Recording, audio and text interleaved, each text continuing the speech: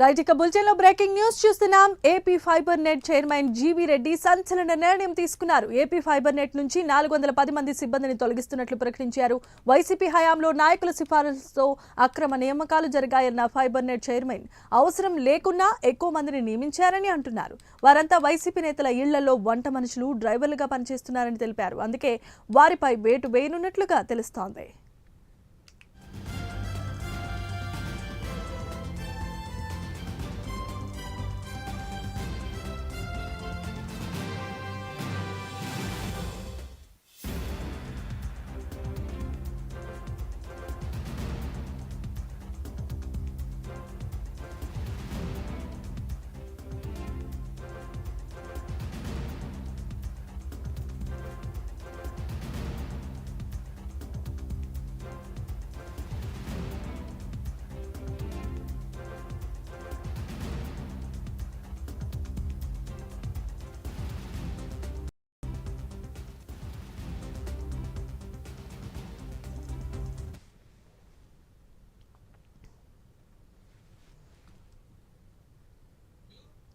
Right bulletin breaking news చూస్తున్నాం. AP fibre net chairman GV Reddy సంచలనమైన నిర్ణయం తీసుకున్నారు.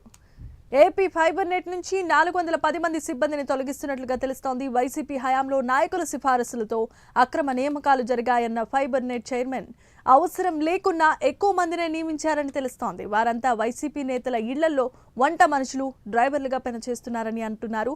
అందుకే వారిపై వేటు వేయనున్నట్లుగా తెలిపారు.